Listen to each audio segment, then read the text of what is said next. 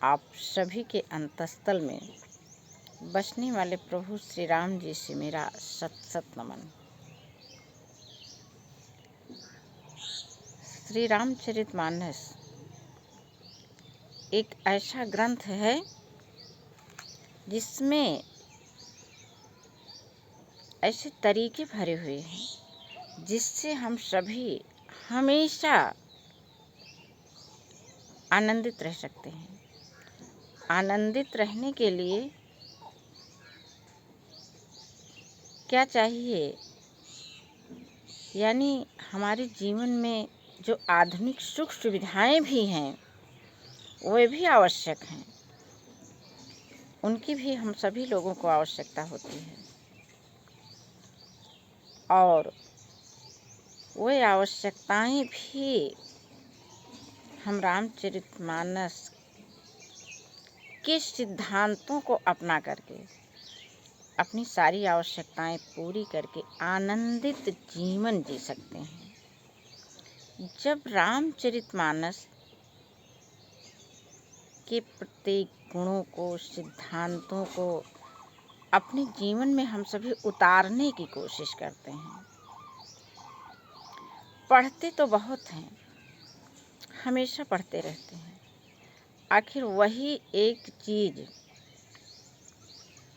हमेशा से बताई जाती रही है रामचरितमानस के बारे में। नहीं, रामचरितमानस के बारे में कुछ नया खोज करके सुखी, संपन्न और आनंदित होना है हम सबको। किस प्रकार, कल्पना करिए, आज के बहुत पहले तो नहीं लेकिन थोड़े दिन पहले ज़रूर जो है सूर्य भगवान हमको प्रकाश देते थे, अपने हिसाब से चले जाते थे।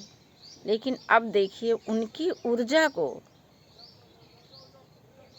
हम किस तरह से संग्रहित करके भी रख लेते हैं। उनके जाने के बाद भी वो ऊर्जा हमको काम आती रहती है। सोलर सिस्टम के द्वारा ये जो सोलर प्लांट लग रहे हैं उनमें हम उनकी ऊर्जा को संरक्षित कर लेते हैं। ऐसा ही हम सभी को कुछ करना है रामचरितमानस से। और रामचरितमानस में तो बहुत बहुत अतुलित शक्ति भरी हुई है। उस शक्ति का हमको प्रयोग आना चाहिए। भाई, जब तक हम प्रयोग नहीं जानेंगे तब तक उसका लाभ हमको नहीं मिल पाएगा। आइए देखते हैं रामचरितमानस का पाठ करते समय कि किस प्रकार तुलसीदास जी ने सभी से वंदना की है अपने कार्यों को कुशल बनाने के लिए। अब वो उनका कार्य यानी रामचरितमानस की जब रचना कर रहे हैं तो वे सभी प्रकृति में, ब्रह्मांड में व्याप्त प्रत्येक अणु, परमाणु, कण कण से सबसे वे प्रार्थना कर रहे हैं कि सभी आकर के मेरी सहायता करिए, जिससे यह रचना सबको लाभ पहुंचा सके। ऐसी भावना से उन्होंने किया। तभी तो ये हम सब के घरों में, पूजा स्थल में अपना निवास स्थान बनाए हुए है यह रामायण यानी रामचरितमानस। देखिए बगली वंदना किसकी कर रहे हैं। बंदों अवधपुरी अति पावन, सरजू सरि कलि कलुष नसावन। संपूर्ण अवधपुरी की वंदना कर रहे हैं, सरजू जी की भी वंदना कर रहे हैं जो कलि कलुष नसावन, जो कलयुग के सभी पापों को नष्ट करने वाली है।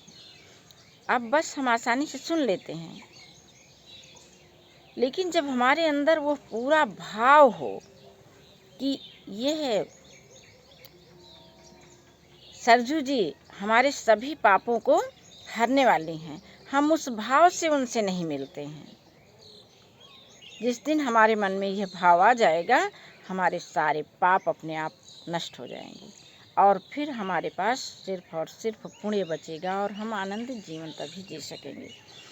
प्रणव पुर नर नारी बहोरी, ममता जिन्ह पर प्रभु ही न थोरी। फिर तुलसीदास जी संपूर्ण अयोध्यावासियों की वंदना कर रहे हैं। क्यों कर रहे हैं? कि उन पर श्री राम जी का बहुत ही अनुराग है, बहुत ही प्रेम है। और आगे देखिए, बहुत बड़ी बात कहने जा रहे हैं जो हम सब के सीखने की बात है। हम थोड़ी सी भी निंदा से घबरा जाते हैं, लेकिन देखिए यही तो है राम का गुण, और वही गुण हम सबको भी अपने अंदर रामचरितमानस का पाठ करके धारण करना है। सिय निंदक अघ ओघ न साए, लोक विशोक बनाई बसाए। वह अयोध्यापुरी के लोगों पर श्री राम जी का अत्यधिक स्नेह है, जो नगरवासी सीता जी की निंदा भी किए थे और उसका समर्थन भी किए थे। अर्थात धोबी ने निंदा की, लेकिन 10-20 लोगों ने तो मिलकर के उसका समर्थन भी किया था कि हाँ सत्य ही कह रहे हो। उनसे भी भगवान श्री राम जी का स्नेह है। उनके सारे पापों को नष्ट करके, उनको शोक रहित करके अपने धाम में बसाए हुए हैं। फिर बंदों कौशल्यादिशि प्राची, कीरति जासु सकल जग माची। मैं कौशल्या रूपी पूर्व दिशा की वंदना कर रहा हूँ, जिसकी कीर्ति समस्त संसार में फैल रही है। प्राची यानी पूर्व दिशा में उगने वाले भगवान सूर्य देव की कीर्ति तो संपूर्ण संसार में फैल ही नहीं रही है, सभी को जीवन भी दे रही है, उजाला दे रही है, प्रकाश दे रही है, बाहर भी भीतर भी प्रकाश दे रही है सूर्य देवता की किरणें। तो आगे देखते हैं।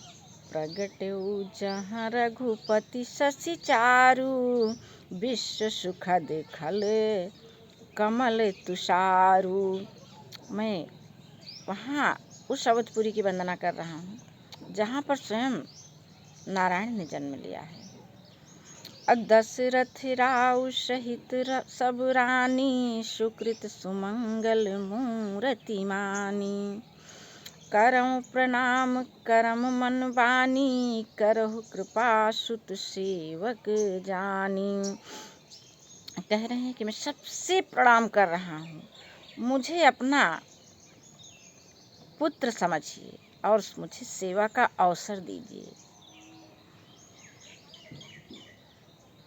जिन्हि बिरंचि बड़ भयउ विधाता, महिमा अवध राम पितु माता।